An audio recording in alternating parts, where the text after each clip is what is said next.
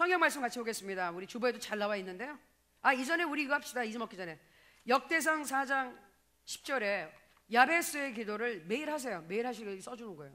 저 아직도 매일 하고 있습니다. 최소한 2번, 3번 하고 있어요. 하루에. 이 말씀 믿으세요. 여기 써있죠? 요거 같이 큰 소리 한번 읽을게요. 시작. 원컨대 주께서 내게 복을 주시려거든 나의 지역을 넓히시고 주의 손으로 나를 도우사 나로 환난을 벗어나 근심이 없게 하옵소서 하였더니 하나님이 그가 구하는 것을 허락하셨더라. 그리고 저는 마무리 이렇게 합니다. 하나님, 제가 구한 것을 허락하심을 감사합니다. 받은 줄로 믿습니다. 아멘. 매일 기도하십시오. 자, 말씀 같이 읽을게요. 시작. 느헤미야 시작. 하갈의 아들 느헤미야의 말이라. 아닥사스다 왕 제20년 기슬로월에 내가 수상궁에 있는데 내 형제들 가운데 하나인 하나니가 두어 사람과 함께 유다에서 내게 이르렀기로 내가 그 사로잡힘을 면하고 남아있는 유다와 예루살렘 사람들의 형편을 물은즉 그들이 내게 이르되 사로잡힘을 면하고 남아있는 자들이 그 지방 거기에서 큰 환난을 당하고 능욕을 받으며 예루살렘 성은 허물어지고 성문들은 불탔다 하는지라. 느헤미야 2장 5절 읽겠습니다. 시작. 왕에게 아뢰되 왕이 만일 좋게 여기시고 종이 왕의 목전에서 은혜를 얻었사오면 나를 유다 땅 나의 조상들의 묘실이 있는 성읍에 보내어 그 성을 건축하게 하옵소서 하였는데. 아멘. 배경을 말씀드리면요, 일단은 느헤미야는요, 일반적으로 저도 그랬어요. 느헤미야를 하나님이 저에게 롤 모델로 딱 지도자상으로 2명을 줬어. 지도자로. 누구? 여호수아, 느헤미야. 그래서 저는 신앙 속에 느헤미야를 잘 몰랐어요. 성경을 읽어도 뭐 그런 사람이 있었나 봐 했는데 느헤미야라는 사람을 연구를 하게 됐고, 신학교 갈 때 한 학기의 숙제가 지도자, 성경에 있는 지도자 한 사람을 택해서 연구를 해오라서 잘 됐다 해서 느헤미야를 집중적으로 연구한 시간이 있었어요. 그때 그분이 정말로 이분 대단한 분이다, 정말로 멋있다, 정말로 훌륭하다, 내 공감이 돼서 그때부터 느헤미야를 품고 있는데, 아까 말씀드린 것처럼 작년에 하나님이 우리에게 느헤미야를 주셨고 올해도 우리 이 느헤미야 강해로 좀 들어갈 거예요. 뭐 우리가 한절한절 하는 건 아니지만 느헤미야 어느 정도 이렇게 할 텐데 하나님 또 말씀을 주셔서 느헤미야를 또 보게 됐습니다. 느헤미야는요, 이름이 뜻이 특이해요. 뭐냐? 하나님의 위로 또는 위로하시는 하나님. 느헤미야가 보면요, 굉장히 청렴결백하고요, 강직하고요, 타협하지 않고요, 아주 그냥 곧바른 사람이에요. 아주 속 시원한 사람이야. 그런 사람이 하나님이 위로하신다. 위로자로서 이스라엘 백성을 섬기게 됐던 겁니다. 재밌죠? 신약에서는 누가 하나님의 위로자예요? 누가 하나님의 위로자예요? 신약에서 누구예요? 누구요? 누가 뭐라 그런 것 같아요? 누구요? 성령 하나님. 여보세요? 성령 하나님. 성령 하나님. 맞아요. 잘했어요, 성은? 네. 성령 하나님. 그래서 느헤미야에서 제가 이번에 여러분과 함께 나누기 원하는 이 시리즈는 지도자로서의 느헤미야가 아닌 성령 하나님을 나타내는 느헤미야를, 성령께서 얼마나 우리 삶 속에서 역사하시고 위로해 주시느냐를 나타내게 원해요. 그래서 위로하시는 하나님, 그 하나님을 섬기고 있던 느헤미야예요. 이 느헤미야에서에 보면은 우리 삶 속에서 성령이 어떻게 역사하시는지 잘 나와 있습니다. 자, 그래서 내용은 보면 크게 2가지예요. 느헤미야는 첫 번째, 예루살렘 성벽의 재건. 성벽, 도시가 있으면 옛날에는 크게 그 도시를 잘 구축하기 위해서 성벽을 쌓잖아. 왜? 외적이 침입하지 못하기 위해서 벽을 잘 만들어야 되거든요. 그게 무너져 있으면 그냥 뻥 뚫린 거지. 방어막이 뚫려서 그냥 날 잡아 잡수 그러고 있는 거예요. 근데 오늘 본문에 보니까 뭐라고? 이 하나니는 느헤미야의 친동생이거든요. 한 1200m, 지금 200km 떨어지는 먼데 예루살렘에 갔다 와서 보고가 느헤미야가 어때? 우리 조국 어때? 하고 물어보는데 큰 환난을 당하고 능력을 받는다? 주위에 있는 적군들이 조롱하고 있고, 야, 네 무슨 성벽도 없는 것들이 무슨 하나님을 섬긴다고 계속 조롱하고 있죠. 성은 다 허물어졌고 성문은 불타있는 잿더미로 되어 있는데 이게 지금 그 상태로 지난 지가 몇십 년 된 거예요. 140년쯤 됐어. 사실은 그래야 되는데 아직도 손을 못 대고 있어요. 그 상태였어요. 그래서 성벽을 재건해야 된다. 그리고 두 번째는 뭐냐? 예루살렘을 중심으로 한 예배, 성전이 있잖아요, 예루살렘에. 거기를 중심으로 한 신앙의 재건이야. 그 성벽과, 눈에 보이는 성벽과 신앙, 이거를 재건해야 돼요. 자, 구약 성경에 보면은요, 이스라엘이 그 민족이 하나님의 선택받은 민족인데 크게 두 번 정도 노예 생활에서 구출을 받는 장면이 있어. 첫 번째 뭐죠? 여러분 잘 아는 출애굽. 그렇죠. 이집트에 가가지고 그냥 종살이 하다가 모세를 하나님이 보내가지고 살려줬어. 두 번째는 언제? 두 번째 언제? 지금 내가 힌트를 실컷 줬잖아. 지금 느헤미야가 있던 시대가 어떤 시대? 잘 몰라요? 그래서 제가 여러분한테 설명을 해드리려고요. 자, 출애굽을 했어요. 그래서 가나안 땅에 들어갔죠. 그렇죠? 모세 죽고 광야 생활 끝나고 여호수아하고 갔잖아. 정복해서 잘 살았는데 세월이 흘러가고 여호수아 같은 그런 강력한 지도자 죽고 나니 또 어떻게? 또 가나안 땅에 있는 잡신들 섬기고 이방신 섬기고 그러다가 이제 완전히 또 그쪽 부족들한테 잡혀가지고 사사기에 갔죠. 혼란스럽고 완전히 흩어진 생활을 해요. 그리고 그다음에 왕을 세우고 뭐 이게 났지만은 하나님을 제대로 못 섬기는 거야. 그렇게 은혜를 줬지만 결국은 그래서 어떻게 된다? 바벨로니아 느부갓네살 왕 때 완전히 망해가지고요, 포로 생활, 포로로 다 끌려가요. 포로로 끌려갈 때 어떻게? 잘 데려가나요? 아니, 밧줄에 줄줄 꿰가지고 그냥 걸어가지고 가다가 죽고 막 넘어지고 병들어 죽고 그냥 매맞아가면서 포로 생활. 그리고 너무너무 많이 죽었대요. 그때 바벨론 침공해가지고 예루살렘을 망하게 했을 때 너무 죽어가지고, 여러분 말 들으면 기드론 골짜기라는 데 있는데 시체가 골짜기 이렇게 파였는데 시체가 이렇게 쌓였었다는 거야. 너무 많이 사람들이 죽었대요. 저는 이게 보면은 지금의 우리의 모습, 그리스도의 이 크리스천들의 모습이라고 생각해요. 출애굽 방황하다가 예수님 만났잖아요. 죄 용서 받았잖아요. 은혜 시대로 신앙생활 했잖아요. 근데 가다가 보면은 그 열심히 사라지고 자꾸 떨어져 있다가 또 다시 멀리 하나님과 떨어져 가지고 자꾸 방황하는 생활. 그러다 보니까 어떻게? 결국은 예루살렘 성벽같이 다 무너지고 다 뺏기고, 이게 언제부터 신앙생활을 했는지, 내가 말씀을 언제 은혜를 받았는지도 분별도 안 되게 그냥 왔다 갔다 사는 사람들이 많은 거예요. 남은 거는 내 앞에 남은 거, 정신 차리고 보니 남은 건 내 생활이 다 무너지고 남은 게 없어. 방향도 못 찾겠고 비전도 모르겠고 뭘 하고 살아야 될지, 왜 살아야 되는지 이유도 모르겠고, 그런 사람 많아요. 우리 청년들은 안 그럴 줄은 믿어요. 그래서 아까 제일 처음에 하나님이 감동을 주시면 기도한 게 그건 거예요. 신앙생활 하면서도 어저께 우리 문화 강의도 했지만 세상 문화에 너무 물들여져 가지고, 어저께 우리 무슨 영화 잠깐 봤죠? 건축가 결혼. 어저께 강의 안 들었지만 건축가 결혼 본 사람, 그 영화 본 사람 됐어요? 저는 그 영화를 그냥 텔레비에 이렇게 나올 때 뜨문뜨문 봐서 저는 그런 영화 굉장히 이렇게 좀 지루하다고 생각하는 영화거든. 근데 어저께 그 장면, 어저께 내가 임원들한테 얘기했는데, 왜 그 이재훈이지, 그 친구가 수지가 술 획 먹어가지고 그 남자애가 막 데려오는데 얘가 기다리고 있다가 그 여자를 데리고 가는데 방으로 이렇게 데려가는데 얘가 허걱하고 놀라는 장면 있죠.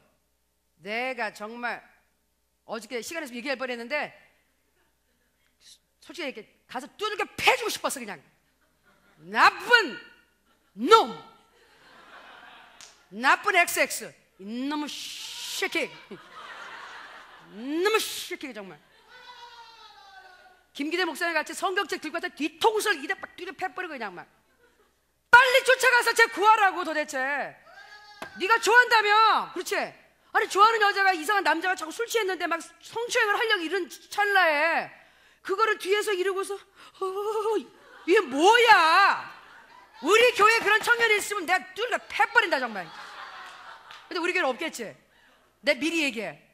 그럴 때 그런 게 있으면 목숨을 걸고 뛰어가가지고 그 남자 옆에 있는 뚫게 패던지 어떻게 잡아 띄워놓고 여자애 잘 모셔놓고 빨리 그 방에서 나와. 지가 들어가서 문 잠궈 놓고 있지 말고. 알았죠? 내가 그 어저께 이재훈 걔를 보고 속이 터져 뒤집어지는 줄 알았어. 그게 현실에 맞는 말이야 그게? 여러분 걸프렌드 좋아하는 애가 이상한 애가 와서 성추행을 하려고 그러는데 그거를 보고 이런 그런 애 잘라버려. 여자애들 알았죠? 내가 정말 이렇게 패주고 싶다 그랬어. 그냥 이런 열받았다니까 내가. 그 영화 내가 돈 안 주고 정말 안 보기 얼마나 감사한지 정말 감사해. 속이 뒤집어졌어. 됐어요. 그만 웃어요. 고마워요. 그렇게 살면 안 된다니까. 세상 문화에 젖어가지고 분별을 해야지. 분별을. 아멘이죠? 그 멍청하게 그게 뭐냐고. 그런 멍청한 남자 사귀지 마라. 아멘? 조금만 그런 조짐이 보일 때 걔를 확 잘라버려 그냥. 여러분을 오히려 여러분한테 해가 되는 남자애들이야. 아시겠죠? 형제들 정신 똑바로 차리라.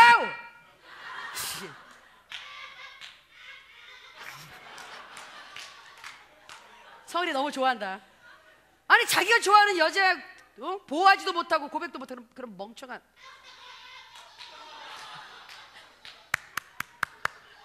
좋았어요. 근데 그게 이제 영적인 상태로 보여주는 거거든요.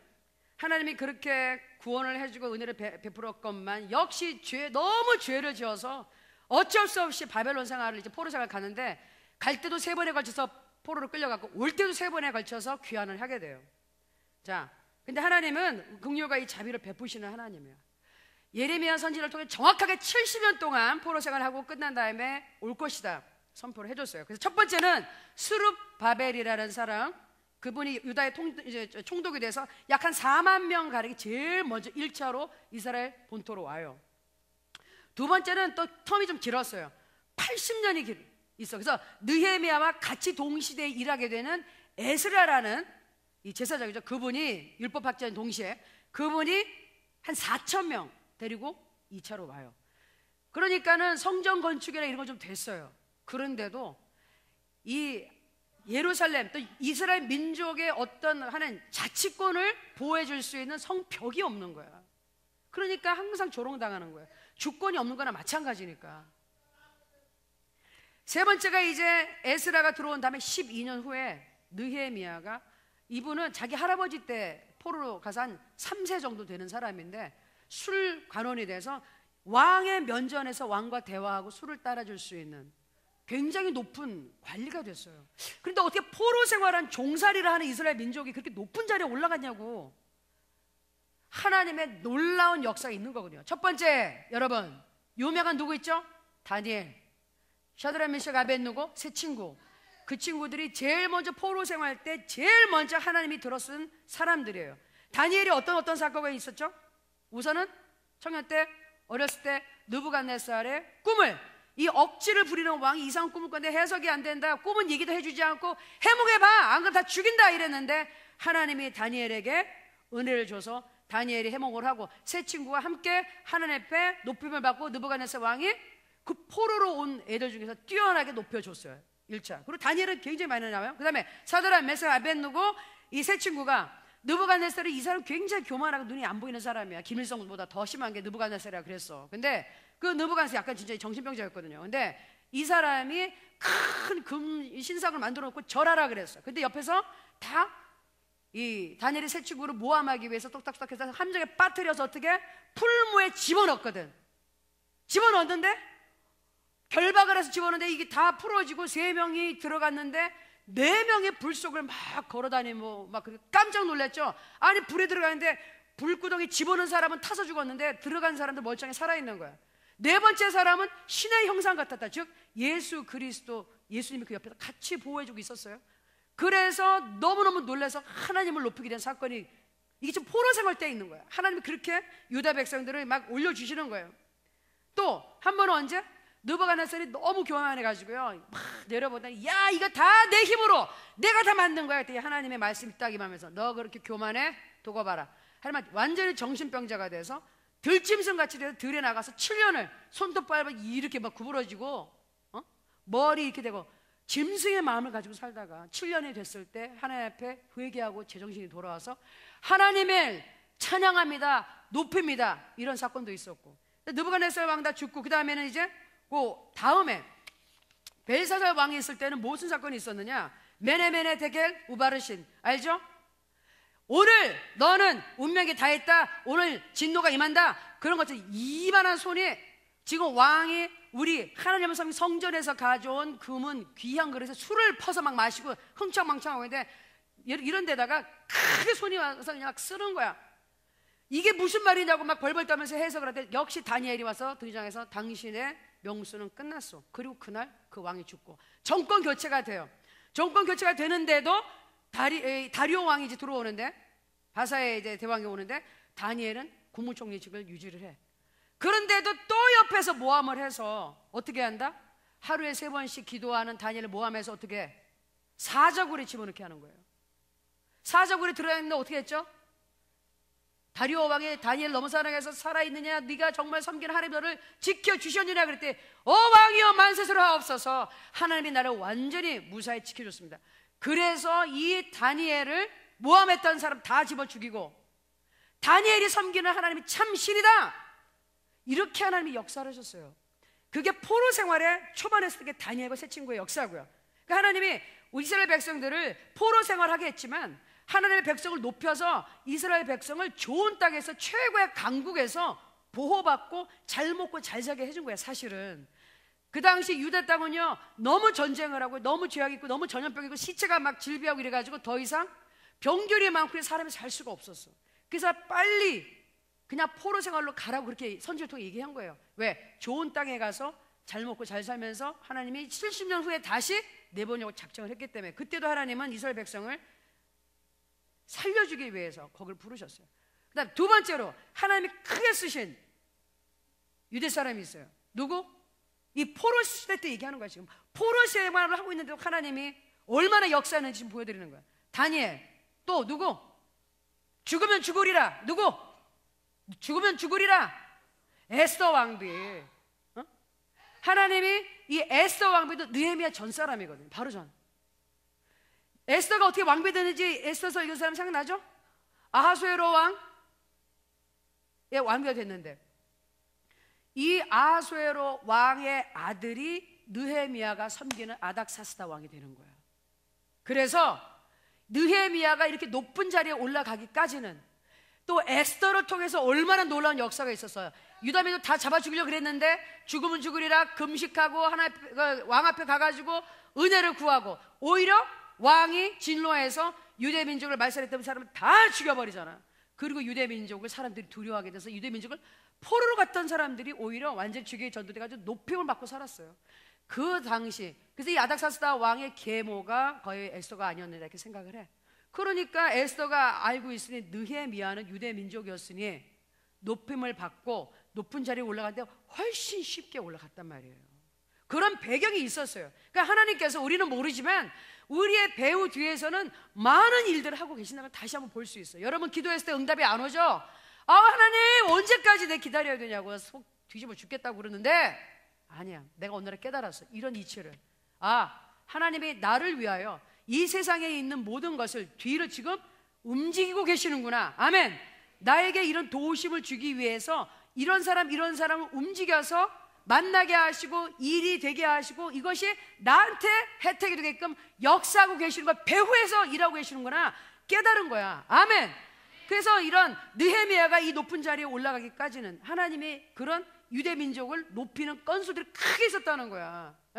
다니엘, 에스더, 느부갓네살 왕 완전히 그냥 정신병자 됐다 다시 건져주고 이런 놀라운 사건들이 결국은 뭐 때문에 이런 죄의 정도를 통해서 다시 예루살렘으로 가서 재건하게 하려는 역사를 일으키기 위해서 있었습니다. 그래서 저는 여기서 성령 하나님의 흔적을 발견하는 거예요.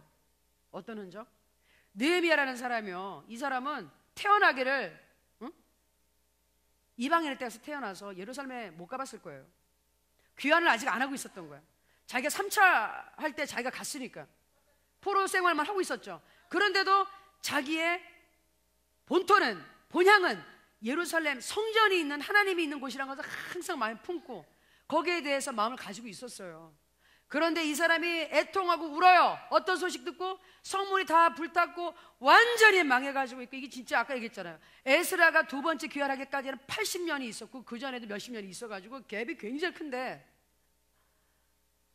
그게 아직까지도 완공이 안 됐다는 소리가 너무 마음이 아픈 거예요, 사람. 나는 이때 성령 하나님의 모습을 봤어. 어떤 모습? 우리 예수 그리스도의 핏값을 산 성도의 마음에 예배를 간절히 사모하는 그런 중심이 없을 때 성령 하나님은 탄식하고 울고 계신다. 너무너무 안타까워하신다. 하나님의 사람이 하나님을 섬기는 그 예배, 그 시간, 그 장소, 그것을 귀하게 여기지 않고 거기에 대한 사모함이 없으면 너무너무 성령 하나님께서 가슴 아파하시는구나. 가슴 아파하시는구나. 느헤미야가 이랬어요. 내가 이 말을 듣고 앉아서 울며 수일 동안 슬퍼했다. 예배를 못 드리고 정말 우리 하나님이 예루살렘 중심에서 계셔서 이스라엘 백성들이 뭉쳐서 살아야 되는데 그게 안 된다는 소식을 듣고 그냥 가슴이 아픈 거예요. 성령 하나님이 우리 예수가족교회 청년들이 뭉쳐서 예배를 제대로 드리고 하나가 돼서 정말 하나님을 높이고 이거 든든하게 이렇게 쌓아서 하나님의 왕국을 이뤄드려야 되는데 그걸 못하고 있을 때 얼마나 탄식하고 가슴 아파하시는지 그걸 깨닫는 거예요. 그래서 성령 하나님의 이런 말씀이 있죠. 이와 같이 성령도 우리의 연약함을 도우시나니 우리는 마땅히 기도할 바를 알지 못하나 오직 성령이 말할 수 없는 탄식으로 우리를 위하여 친히 간구하시느니라. 마음을 살피시는 이가 성령의 생각을 아시나니 이는 성령이 하나님의 뜻대로 성도를 위하여 간구하심이니라. 로마서 8장 26절에서 27절. 성령 하나님이 탄식하고 계신다. 우리가 우리의 무너진 삶을 재건하려는 발걸음을 뛰지 않으면 먼저 내가 제정신 차리고 하나님을 섬기고 하나님을 중심으로 내가 한번 내 생활을 다시 한번 만들어 보겠다는 각오가 안 되어 있으면 슬피 울며 탄식하고 계신다. 느헤미야는 그래서 울었어요. 성령 하나님의 마음이 있어서. 그런데 중요한 것은 성령 하나님은 위로하시는 하나님. 느헤미야의 이름이 뭐라고 뜻이? 위로하시는 하나님. 하나님은 나의 위로자 되신다. 느헤미야가 가슴이 아팠는데요, 거기서 주저앉지 않았어요. 그때부터 그는 기도했어요. 하나님, 나에게 기회를 주소서. 기회를 주소서. 한 4개월 정도 그가 계속 기도합니다. 그러던 어느 날 그가 섬기는 왕이 물어보죠. 네가 아프지 않은 것 같은데 안색이 왜 이렇게 안 좋지? 병나지 않았는데 네가 수심이 이게 있는 거 보니 네 마음의 병이구나. 무슨 일이 있니? 하고 물어봤어요. 그때 4개월 동안 기도하면서 기회를 기다리고 있던 느헤미야가 거침없이 얘기하죠. 그때도 어떻게 하나님께 지혜를 딱 풀어서 얘기합니다. 그게 뭐라고요? 오늘 읽은 2장 5절 말씀이에요. 왕에게 아뢰되 왕이 만일 좋게 여기시고 종이 왕의 목전에서 은혜를 얻어싸우면 나를 유다 땅 나의 조상들이 묘실이 있는 성읍에 보내어 그 성을 건축하게 하옵소서. 4개월 전 매일 기도하면서 이 기회가 오기를. 근데 이 사람이 그랬어요. 느헤미야인데도 두려웠대. 왕이 내가 뭘 해줄까 하고 물어봤어요.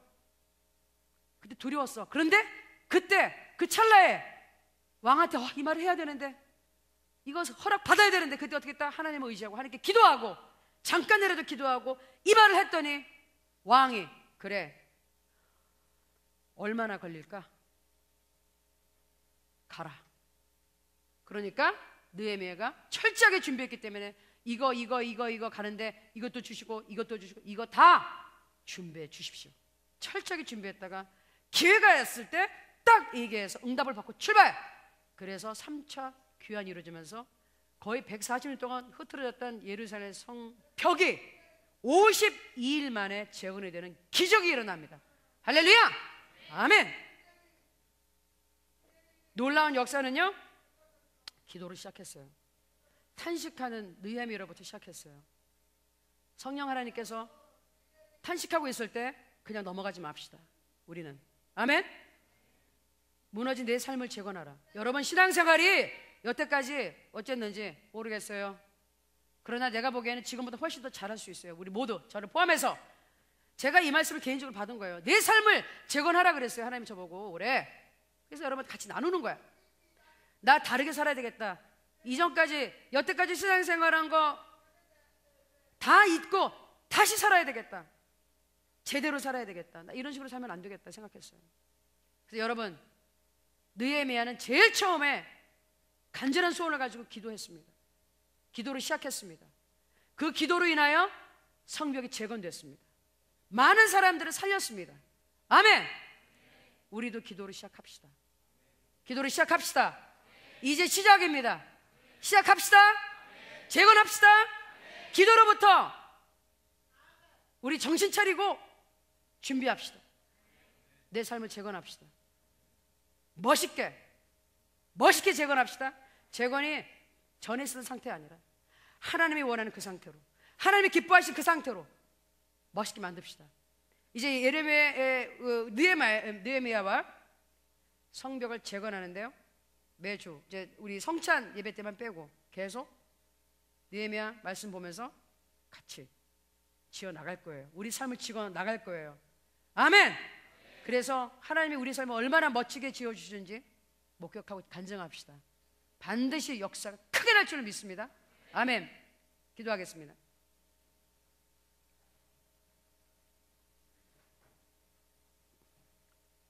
하나님 감사합니다. 무너진 내 삶을 재건하라. 무너진 내 신앙생활 재건하라. 새롭게 될지어다. 일어나라, 빛을 발하라. 일어나 사역하라. 하나님, 저희 청년들에게, 우리 청년성에 주신 말씀입니다. 느헤미야가 아무도 손대지 못했던 것, 마음의 간절한 소원을 가지고 눈물 흘리며 기도 시작한 곳으로부터 기적은 일어났습니다. 우리 지금부터 기도하기 원합니다. 기도해서 우리의 삶을 재건하고 하나님의 왕국을 만들어가고 우리의 교회를 든든히 세우고 하나님의 역사를 나타내겠습니다. 하나님 도와 주시옵소서. 함께하여 주시옵소서. 이 시간 기도합시다. 하나님, 우리를 사용하여 주시고 나의 삶을 하나님이 원하시는 그 수준으로 만들어 주옵소서. 내 신앙생활이 하나님 앞에 기쁨이 되게 하여 주옵소서. 내가 하나님 앞에 큰 기쁨이 되게 하옵소서. 그리고 하나님 앞에 부탁하고 싶은 거, 그리고 여러분이 결단하는 거 말씀하세요. 주여, 일창하고 기도합니다. 주여!